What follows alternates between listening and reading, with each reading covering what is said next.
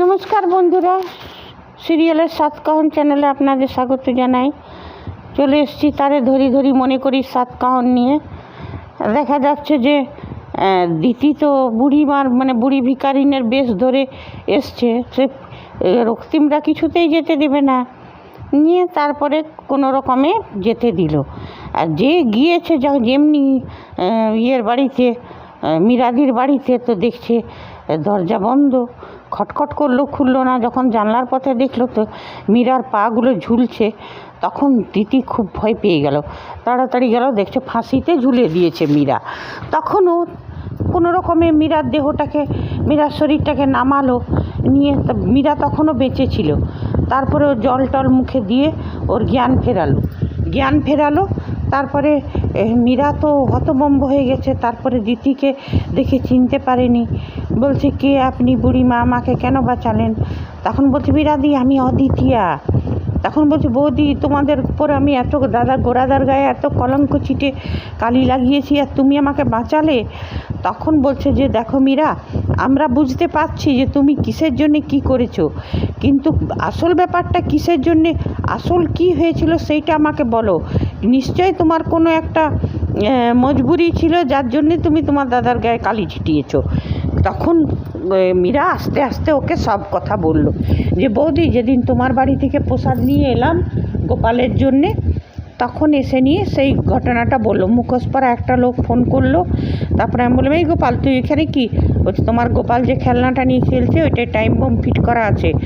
এখন যদি তুমি এই যেগুলো আমরা করতে বলবো সেটা না করো, তাহলে ওর সুইচটা অন করে দেবো, আর তোমার গোপাল টুকরা টুকরা হয়ে যাবে। নিয়ে তখন বুঝতে পারলো সব ঘটনা। আর এইদিকে সব বলতে লাগলো মীরা। এইদিকে এখন কি হয়েছে, পুলিশটা এখন ফোন করেছে রক্তিমকে, যে কিরে তোরা কোথায় আছিস? তো বলছে, আমরা ওই মীরার বাড়ির সামনেই সব আছি। বলছে যে, দেখিস দিতি কিন্তু বাড়িতে নেই, এখনও পর্যন্ত বাড়ি আসেনি।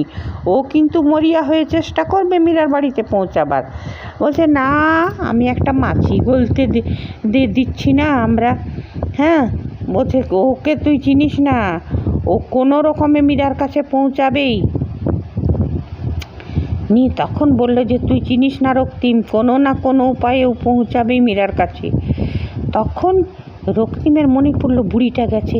তখন রক্তিম নিজের সাঙ্গপাঙ্গদেরকে বলেছে, এই দেখ তো রে, মীরার বাড়িতে ওই বুড়িটা আছে কি না। হ্যাঁ, তখন ওই সাঙ্গপাঙ্গ বলছে, শেষ দানটা খেলে নি দাদা। বলছে, শেষ দান খেলবি, দেখ যে পরে ধমকেছে রক্তিম। তখন ওই লোকটা আবার গেছে, ওই দাড়িওয়ালাটা, ওরই চেলা গেছে, নিয়ে দেখছে, বলছে, মীরার বাড়ির দরজা কেন খোলা? হ্যাঁ, ওরা হয়তো আগের থেকে, মীরা আর অদ্বিতীয়া আগের থেকে আভাস পেয়ে গেছিলো অদ্বিতীয়া খাটের নিচে লুকিয়ে গেছে। নিয়ে মীরা চুপচাপ ফোনে আছে, গোপালের খেলনাগুলো এক মনে দেখে যাচ্ছে। ও লোকটা ডাকছে ওকে বাড়ির রুমের মধ্যে ঢুকে, বলে, এই শুনছো? ও শুনছেই না মীরা। তারপর বলছে, কি হলো? তারপরে কিছুক্ষণ পর মীরা তাকালো, বলছে যে, শুনছিলে না কেন? তখন মীরা কিছু বলেনি। বলছে, তোমার বাড়িতে একটা বুড়ি এসেছিল না ভিক্ষা চাইতে? তখন বলছে, জানি না। তখন বলছে যে, কোথায় গেল বুড়িটা? বলছে, জানি না। নিয়ে বলছে, নিয়ে গোটাই খুঁজলো। নিয়ে তারপরে এদিকে বলছে, সত্যি করে বলো, ওই বুড়িটা এসেছিল কি না? তখন মীরা বলছে, জানি না, চলে গেছে মনে হয়। নিয়ে পরে বুড়িটাকে ও এখন খুঁজছে লোকটা চারিদিকে। তারপরে না, খাটের নিচে যেমনি দেখতে যাবে তেমনি ওইটার ফোন চলে এলো। বলে, না ঠিক আছে। বলছে, দাদা, এখানে তো কেউ নেই।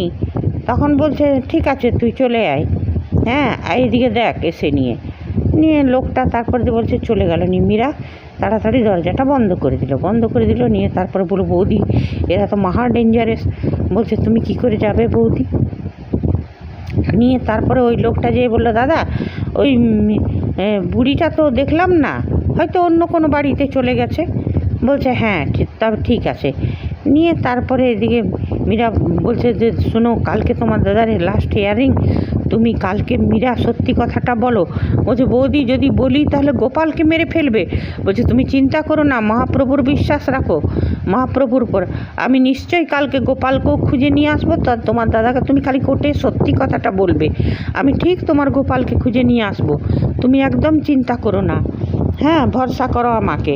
এইসব আশ্বস্ত করে চলে গেল। আর এদিকে কি হয়েছে, রক্তিমরা সব বসে বসে মদ খাচ্ছে এখানে। নিয়ে বুড়িটা আসছে আবার, বলছে এই যে বুড়িমা ভিক্ষে পেলে? বলছে হ্যাঁ। তখন দেখিয়ে দিল চাল আলু রাখা ছিল। তখন বলছে নিয়ে বলছে হ্যাঁ পেয়েছি। নিয়ে তারপরে যখন অদিতিয়া যাচ্ছে বলছে দাঁড়াও দাঁড়াও, দাঁড়িয়ে নিয়ে বুড়িটা ঝোলাটা সার্চ করলো, কিছুই পেলো না। বলে যাও যাও, নিয়ে বুড়ি চলে গেল। আর এদিকে গোরা চুপচাপ বসে আছে। ওই পুলিশটা বলছে বুঝলি তো, পাঙ্গা নিতে গেছিল কার সাথে, ধর্মের নামে এদিকে ধর্ম বিলয় লোককে, আর ভেতরে এত নোংরা পুষে রাখে। হ্যাঁ, এত নোংরা কাজ করেছে মীরা দাসির সাথে। তখন হ্যাঁ ওই পুলিশটা আর একটা কনস্টেবল বলছে স্যার কিন্তু ওনার গানের গলা খুব সুন্দর। বলছে ছাড়ো তো, গানের গলা খুব সুন্দর, গানের গলা নিয়ে কি হবে, এইবারে তো ওনার গোটা জীবন সংশোধনাগারেই কাটাবে, তখন কি করবেন উনি? বলছে যে এইখানে কলির কেষ্ট বনেছিল তো, মেয়েটাকে ছিনিয়ে এনেছিল, কলির কেষ্ট বনেছিল, সেই জন্যে এবারে গোটা জীবন হাজতবাস নিয়ে। বলছে জানো তো শ্রীকৃষ্ণের কোথায় জন্ম হয়েছিল? তখন বলছে যে হ্যাঁ জেলের মধ্যে। বলছে এই নারও গোটা জীবন এবারে হাজতবাসেই হবে, এই যে কেস হয়েছে তাতে কারাদণ্ড, আজীবন জেলেই থাকতে হবে। এই সব কথা পুলিশটা বলে হাসি মস্করা করে যাচ্ছে। এদিকে গোরাও চুপ করে আছে, কী করবে ও চিন্তা করছে। অদিতিয়ার তো সামনে অনেক বড় বড় পরীক্ষা, কি হবে, কি করতে চলেছে অদিতিয়া, তো হাত পা গুটিয়ে বসে থাকবার নয়। নিয়ে তারপরে দেখা যাচ্ছে অদিতিয়া বাড়ি এসছে, নিয়ে এসে মহাপ্রভুর কাছে বসেছে। নিয়ে তারপরে অচিন এলো। হ্যাঁ না, মহাপ্রভুর কাছে বসেনি, তখন ও অচিনের রুমে গেল। নিয়ে অচিনকে বললো যে মীরাদির কাছ থেকে আমি 2টো নম্বর এনেছি, ওই নম্বর 2টোর লোকেশন ট্যাগ করো ভাই। মীরাদিকে 2টো নম্বর দিয়েছে। হ্যাঁ এটা মীরা দিয়েছিল, বলেছিল যে তোমার কাছে যে 2টো ফোনটা এসেছিলো সেই নম্বরটা দাও। নিয়ে সেই নম্বরটা মীরা দিয়েছিল। নিয়ে তারপরে বললো ভাই এই নম্বর 2টোর লোকেশন ট্যাগ করো, তবেই আমরা গোপালকে খুঁজে পাবো। তখন বলছে যে এটা তো রক্তিমদের এই কাজ, সেটা বুঝতে পারছি, কিন্তু প্রমাণ না পেলে কি করে হবে। বলছে ঠিক আছে বৌদি ভাই, আমার একটা বন্ধু আছে, ও এসব কাজ করে, দাঁড়াও আমি দেখছি। নিয়ে চলে গেল। নিয়ে বলছে তখন ওই বলছে ছন্দা যে রীতি আমার দাদা এমন করেছে যে মুখ দেখাবার নেই, আর তুমি গোরা তার জন্যে কত করছো। বলছে দেখো ভালোবাসার মানুষের জন্য মানুষ সব করতে পারে, নিজের ভালোবাসা মানুষকে ভালো রাখতে গেলে মানুষ সব করে। তুমি যেমন দেখো অচিনকে ভালোবাসো, তবেই তো তুমি নিজের দাদার বিরুদ্ধে গিয়ে আমাদের সাপোর্ট করছো, হ্যাঁ ইন্দুকে সাপোর্ট করছো। এইসবের কথা হলো। তারপরে অদিতিয়া মহাপ্রভুর কাছে যেয়ে বসলো। আর সেই সময় অচিন এলো। অচিন বলল বৌদি ভাই এই যারা ফোনগুলো করেছিল তাদের লোকেশন কিন্তু ট্যাগ করা যায়নি। একজনের তো নন এজুয়াল বলছে সিমটা, আর একজনের কখনো রোমান তো কখনো ইটালি এমনি লোকেশান দেখাচ্ছে। তখন বলছে কি হবে ভাই? বলছে ভাই হ্যাকার বলছে যে বৌদি ভাই আজকাল এমনি এই জন্যেই তো ক্রাইমটা বেড়ে যায়, মানুষ হাইড করে নেয়, লোকেশানটা হাইড করে নিয়ে এইগুলো করে, ক্রাইম করে। টেকনোলজি এমন আছে এই জন্যেই, এই সব টেকনোলজির জন্যেই ক্রাইম মানে ধরতে অনেক অসুবিধা হয়, ধরা পড়তে অনেক মানে ক্রাইম করে বেঁচে যায়। উনি বলছে এবার তাহলে কি হবে ভাই? আর এদিকে বলছে দেখ বৌদি ভাই বলতে পারবো না, কী যে হবে কিছু বুঝতে পারছি না বলে আর চলে গেল অচিন। বললো যাই আমি একবার উকিলের সঙ্গে জরুরি কথা আছে, আমার সিনিয়রের সাথে কথা বলি দাদা ভাইয়ের বেলটার ব্যাপারে। নিয়ে তারপরে অদিতিয়া আবার মহাপ্রভুর কাছে গিয়ে বসলো। মহাপ্রভুর কাছে বললো প্রভু তুমি রাস্তা দেখাও। এইদিকে পুলস্ত আর হিয়া সব শুনছিল। নিয়ে পুলস্ত বলছে দেখলে তো আমি কি বলেছিলাম, ও ঠিক রক্তিমের চোখকে ফাঁকি দিয়ে আর ঠিক ও মীরার সঙ্গে দেখা করবে। কি ডেঞ্জারাস মেয়ে। তখন বলছে দেখো কুন্তলিনীকে কথায় কথায় ঘর থেকে বার করে, আমাকেও তো বলতে পারে। তখন বলছে না, তুমি বলবে যে আমার বাবা অসুস্থ আর আমি দিদিকে পাহারা দিবার জন্য, নজর রাখবার জন্য এই বাড়িতে আছি, এটা বললে তোমাকে বার করবে না। দেখো না কালকের পরে নিজেই এই বাড়িতে থাকতে পাই কিনা, জেঠি ওকে দূর দূর করে তাড়াবে। মানে এরা এইসব স্বপ্ন দেখছে করে এরা চলে গেল। নিয়ে অদিতিয়া তখন হাতে প্রদীপটা নিয়ে বলছে, প্রভু তুমি রাস্তা দেখাও, আর না হলে যে তোমার ভক্ত, যে তোমার ধর্মের রাস্তায় চলে, তার উপরে কলঙ্ক লেগে যাবে চিরদিনের মতন, প্রভু তুমি রাস্তা দেখাও। নিয়ে আরতি করতে লাগলো ওই প্রদীপটা নিয়ে, জ্বলন্ত প্রদীপ নিয়ে। এদিকে গোরা দেখছে থানাতেও অনেক ঝড় উঠছে। বলছে হে প্রভু, এই ঝড়টা কিসের জন্যে অসময়ে? সব কিছু পুলিশগুলোও অবাক, ঝড় উঠেছে। তারপর সেই শিবের ডুমরুটা বাজে না, ডুক ডুক ডুক ডুক, সেটা বেজে উঠলো। নিয়ে তারপরে বেজে উঠলো, দেখছে সেই ত্রিকালদর্শী সাধুরা। বলছি শুন গোরাচাঁদ, মেয়েটার আজ অনেক বড় পরীক্ষা, মেয়েটাকে তুই সাপোর্ট কর, মানে সাথ দে মেয়েটার, তুই ধ্যানে বস, নিজের শক্তি সঞ্চারণ করে স্থানান্তর কর, ওই মেয়েটার শরীরে স্থানান্তরিত করে দে নিজের শক্তিটাকে, তুই ধ্যানে বস। নিয়ে তখন তারপর ত্রিকালদর্শী সাধুরাও চলে গেল, ঝড়টা অনেক শান্ত, আর গোরাচাঁদ বসে গেল। আর এদিকে যখন আরতি করছে তখন মহাপ্রভু সাম দরজায় এসে দাঁড়ানোর। তখন দিতি দেখে নি, খুব অদিতিয়া খুব খুশি হয়ে গেল। বলছে আয়, তুই রাস্তা দেখাতে বললি না, আয় তুই আমার দেখানো রাস্তাতে আয়, আমার পেছনে চলে আয়, আমার সঙ্গে চলে আয়। নিয়ে মহাপ্রভু আগে আগে যাচ্ছেন, অদিতিয়া পিছে পিছে। নিয়ে তারপরে সেই একটা অন্ধকার জঙ্গল এলো।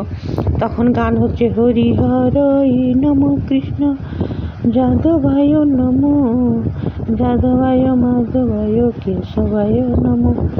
নিয়ে তারপরে সেই জঙ্গলে আগে আগে চলে যাচ্ছে, আর পেছনে পেছনে অদিতিয়া যাচ্ছে। নিয়ে তারপর বলছে প্রভু, তো হঠাৎ দেখতে পাচ্ছে, প্রভুকে আর দেখতে পাচ্ছে না। বলছে প্রভু তুমি কোথায়, আমার খুব ভয় লাগছে, প্রভু তুমি কোথায়? নিয়ে খুব ভয় পেয়ে গেছে। আর এদিকে গোরাচাঁদ কিন্তু ধ্যানস্থ হয়ে আছে।